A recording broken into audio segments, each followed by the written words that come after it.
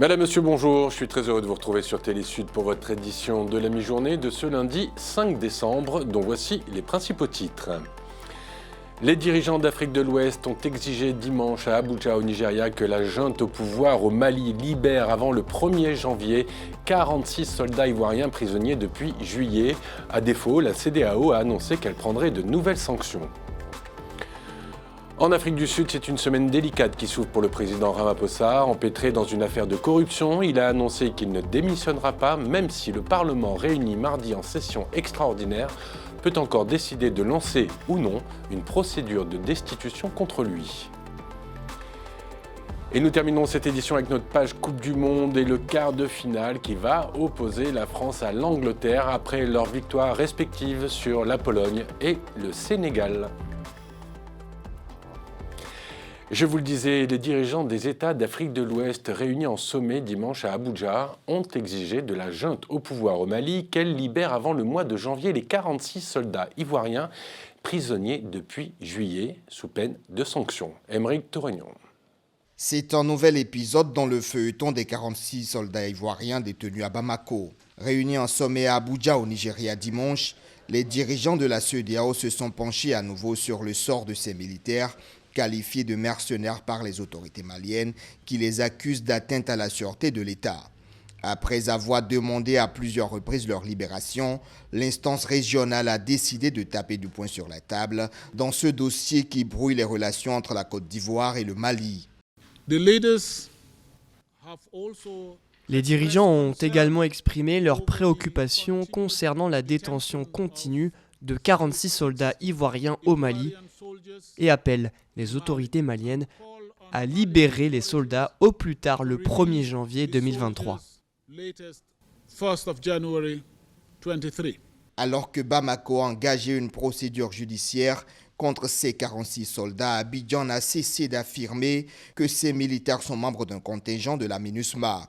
La junte au pouvoir au Mali avait exigé à la Côte d'Ivoire des préalables, comme l'extradition de personnalités maliennes en exil à Abidjan avant la libération des 46 soldats. Des conditions jugées inacceptables par la partie ivoirienne qui dénonce un chantage. Malgré la médiation de la CEDEAO, conduite par le président togolais Faure Gnassingbé, Bamako se montre inflexible. Nous continuerons à dialoguer avec les autorités maliennes pour obtenir la libération immédiate des 46 soldats détenus au Mali. Pour la CEDEAO, cette crise n'a que trop duré. L'instance régionale décide alors de durcir le ton face aux autorités maliennes de transition.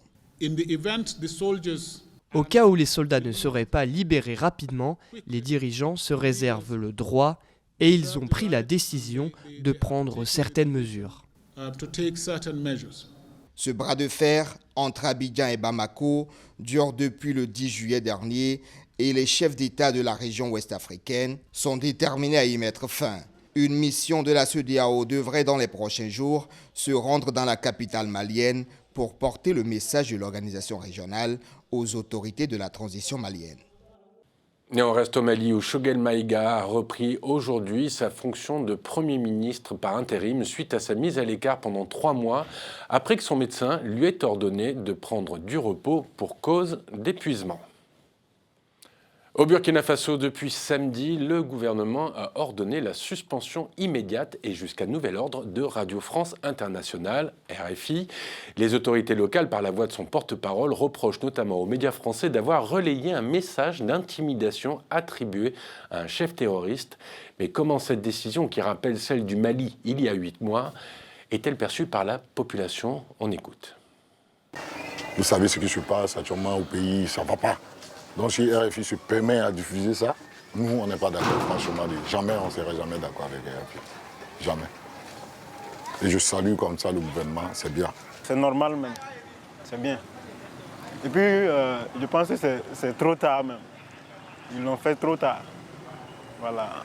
Sinon, une fois que la presse, que ce soit la presse internationale ou nationale, arrive à divulguer des fausses informations. Bon, c'est comme si c'est une ingérence dans les affaires même du pays, quoi. Je pense que c'est pas bien de suspendre, je pense que c'est pas bien de suspendre. Mais par rapport à leur acte aussi, je pense que ce n'est pas bon. Puisque la lutte contre le terrorisme, c'est quelque chose, c'est d'abord une lutte nationale. En Afrique du Sud, je vous l'annonçais en titre, la situation se complique sérieusement pour le président Ramaphosa suite au rapport de la commission d'enquête qui le met en cause dans l'affaire Fala Fala. Si le chef d'État a décidé de contester cette enquête, il va devoir également convaincre l'ANC, son parti, qu'il est toujours l'homme de la situation pour gouverner l'Afrique du Sud. Soukaina Eskali. Après plusieurs jours de mutisme, le président sud-africain Cyril Ramaphosa sort de son silence. Alors que le risque de destitution pesait sur lui la semaine dernière, dimanche, son porte-parole a écarté cette possibilité. Son parti, l'ANC, qui n'était pas parvenu à trancher sur le sort du président, se réunit à nouveau ce lundi à Johannesburg.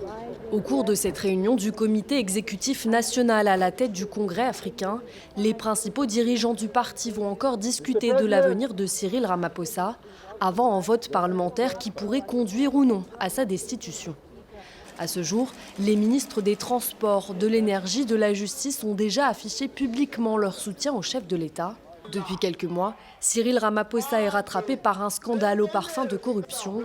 Une plainte déposée en juin l'accuse d'avoir tenté de cacher un cambriolage chez lui en février 2020. Les accusateurs du président sud-africain parlent de plusieurs millions de dollars dérobés. Mais le président nie les faits et évoque la somme de 580 000 $ issue de la vente de bétail dans sa propriété. Cyril Ramaphosa est surtout accusé d'avoir caché les faits à la police pour échapper au fisc.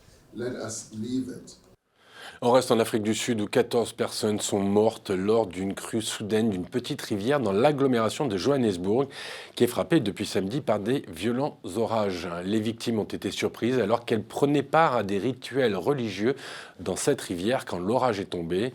Les services d'urgence de la ville ont annoncé que les recherches allaient se poursuivre pour trouver d'autres disparus. Au Maroc, plusieurs milliers de manifestants sont descendus dans les rues de Rabat ce dimanche pour exprimer leur colère contre la vie chère et la répression politique, et ce, alors que la grogne sociale enfle dans le pays. Les détails avec Souila Sbahi. Ils étaient près de 3000 Marocains à avoir manifesté dimanche dans les rues de Rabat. Manifestation organisée à l'appel du Front social marocain, une fédération d'organisations politiques et syndicales de gauche. La marche organisée visait à exprimer une colère face à la vie chère, mais aussi à dénoncer la répression politique du royaume envers ses opposants. Les revendications d'aujourd'hui du mouvement social marocain et tous les mouvements démocratiques en général demandent à l'État marocain de respecter ses obligations dans les domaines social, économique, culturel, environnemental, ainsi que politique et civil. Nous exigeons la fin de la tyrannie et de la corruption dont souffre le peuple marocain depuis des années. Nous voulons une vraie démocratie. Nous voulons des libertés. Nous voulons une justice indépendante. Ces derniers mois, le Maroc est confronté à une inflation considérable, estimée à plus de 7,1% rien qu'en octobre dernier. Une flambée des prix qui affecte plusieurs secteurs et produits de la vie quotidienne, comme les denrées alimentaires et le coût du carburant. Aujourd'hui, les indicateurs de croissance et les taux d'inflation que connaît notre pays ont conduit à plus de pauvreté, plus de marginalisation et à une baisse de pouvoir d'achat. Nous sommes venus ici aujourd'hui pour élever nos voix et demander à l'État de réviser ses politiques publiques. Pour répondre aux protestations des dernières semaines, le gouvernement d'Aziz Akanouche met en avant une généralisation de la couverture médicale pour tous. Près de 10 millions de Marocains aux faibles revenus ont été admis dans ce programme. Le gouvernement marocain a également ouvert un fonds souverain doté de 4,1 milliards d'euros afin de dynamiser l'investissement public et relancer l'économie du royaume. Coup de projecteur maintenant sur l'Afrique qui avance avec l'intelligence artificielle et le big data qui intéressent tous ceux qui veulent se projeter dans l'avenir, comme au Cameroun où une rencontre de sensibilisation a été organisée. Reportage. C'est le Cameroun que Béni Mabélard a choisi pour le lancement d'une vaste opération à l'échelle continentale autour de la transformation digitale, le big data et l'intelligence artificielle, les enjeux et les opportunités pour l'Afrique. Ça veut dire que nous sommes là dans un domaine où l'être humain, son intelligence, acquiert une telle puissance de transformation à la fois de la société et de l'économie que tout le monde est en bataille. Cette forme d'affaires de la diaspora africaine originaire de la RDC, la République démocratique du Congo, experte en management et transformation digitale des entreprises, débarque sur son continent avec des solutions.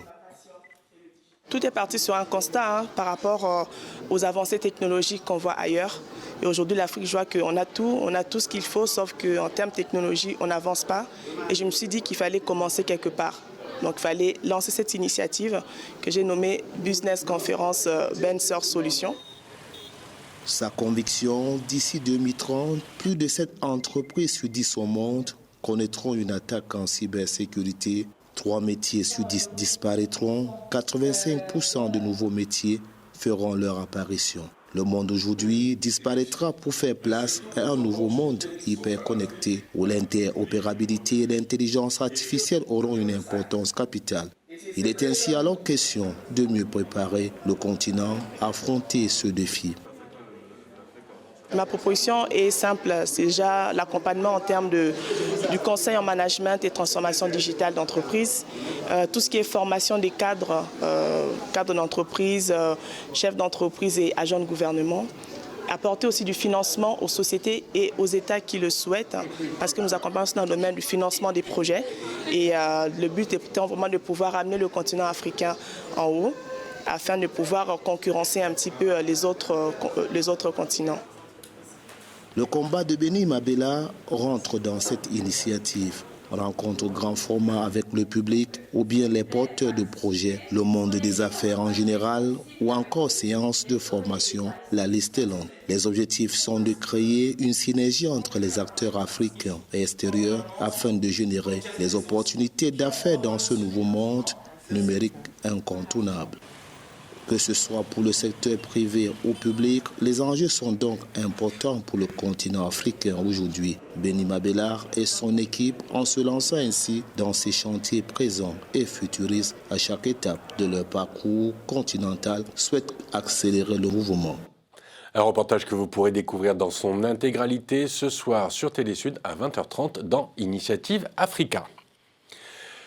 13 personnes prises en otage après l'attaque d'une mosquée au Nigeria. Les rebelles du Tigré qui annoncent avoir procédé au désengagement de 65% de leurs combattants et Nicolas Sarkozy qui est attendu ce lundi après-midi au Palais de Justice. C'est le reste de l'actualité préparée pour vous par Lorraine Mabou et Noël Dong. Au Nigeria, 13 personnes sont retenues en otage depuis dimanche par des hommes armés qui ont attaqué la mosquée dans laquelle ils étaient réunis pour prier. Samedi, tard dans la soirée, dans l'état de Katsini, dans le nord-ouest du Nigeria, des hommes armés ont attaqué la mosquée du village et enlevé 19 fidèles après avoir tiré et blessé l'imam et un autre fidèle pendant la prière du soir. La police a réussi à sauver 6 des fidèles des mains de leurs ravisseurs, tandis que des efforts se poursuivent pour libérer les 13 autres. Des bandes armées pratiquent des enlèvements contre rançon, mais visent rarement des lieux de culte. Les otages sont généralement relâchés après le paiement d'une rançon aux gants. En Éthiopie, les rebelles du Tigré affirment avoir procédé au désengagement d'une grande partie de leurs combattants, conformément à l'accord de paix signé depuis novembre avec le gouvernement fédéral éthiopien. Selon les rebelles, 65% de leurs combattants sont retirés des lignes de front. Le retrait et le désarmement des forces tigréennes sont une disposition clé de l'accord signé le 2 novembre à Pretoria, en Afrique du Sud, pour mettre fin à la guerre qui ravage depuis 2 ans le nord de l'Éthiopie. Le texte prévoit également le rétablissement de l'autorité fédérale au Tigré et la réouverture des accès à cette région plongée dans une situation humanitaire catastrophique, plus de 2 millions de personnes déplacées, des centaines de milliers de personnes dans des conditions proches de la famine. L'ancien président français Nicolas Sarkozy est attendu ce lundi 5 décembre dans l'après-midi au Palais de justice de Paris pour son procès en appel pour corruption et trafic d'influence dans l'affaire des écoutes aux côtés de son avocat Thierry Herzog et l'ex-magistrat Gilbert Azibert. L'ancien président avait été condamné en première instance à 3 ans d'emprisonnement, dont 1 an ferme, devenant ainsi le premier chef de l'État de la Ve République condamné à de la prison ferme. La même peine a été prononcée contre ces 2 coprévenus. Tous les 3 ont fait appel. Le verdict est attendu cet après-midi. L'ambassadeur du Cameroun à Paris, André Magnus Ekoumou, a reçu vendredi la 27e promotion des officiers de l'école d'état-major de Yaoundé en visite d'études en France. Au terme de 5 mois de formation au Cameroun, ces officiers stagiaires ont passé 2 semaines en France pour compléter leur expertise militaire. Un séjour riche d'expériences qu'ils ont partagé avec le représentant du président Paul Biya en France lors d'une cérémonie qui s'est déroulée dans les locaux de l'ambassade à Paris. Je vous propose d'écouter les impressions de l'attaché de défense de l'ambassade du Cameroun à l'occasion de cette cérémonie. Mes impressions sont les impressions d'un aîné qui reçoit ses cadets. Des cadets qui passent par un chemin où cet aîné est passé il y a quelques années. Mes impressions sont aussi celles d'un national qui est hors de son pays et qui reçoit ses compatriotes. Maintenant, sur le plan des traditions militaires, c'est quelque chose qui souscrit de la tradition. L'école d'état-major rend toujours visite à l'ambassade quand elle est envoyée d'études. Donc cela souscrit du lien armée-nation, de la subordination des armées à l'autorité civile et politique qui est représentée ici par l'ambassadeur. Et il est l'heure à présent d'ouvrir notre page du mondial.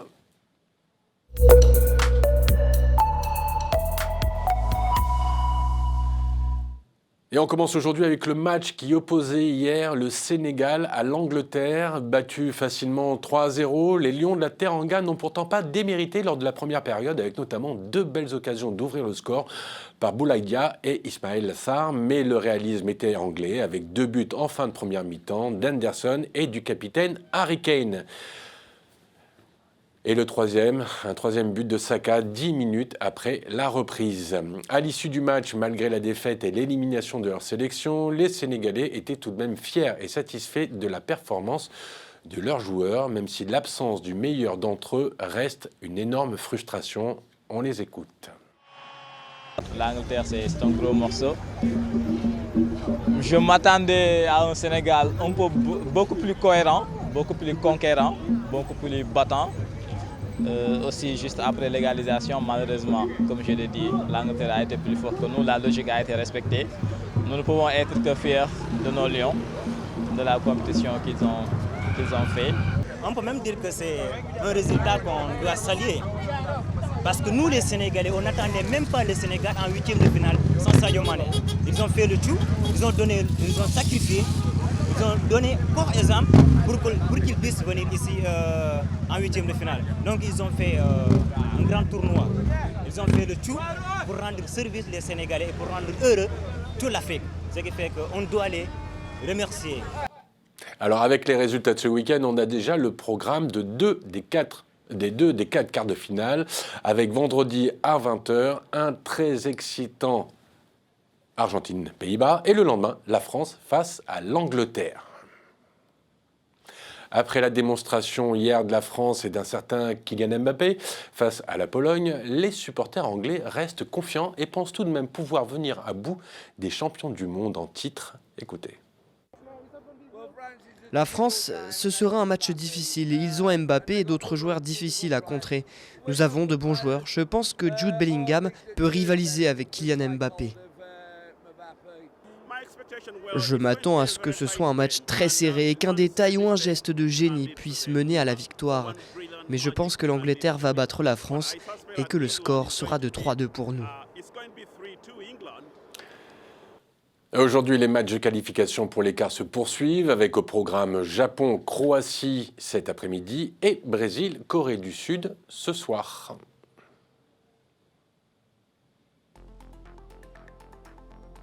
Voilà, c'est la fin de cette édition. On se retrouve demain pour une nouvelle édition de la mi-journée. Bonne journée à tous, à demain. Au revoir.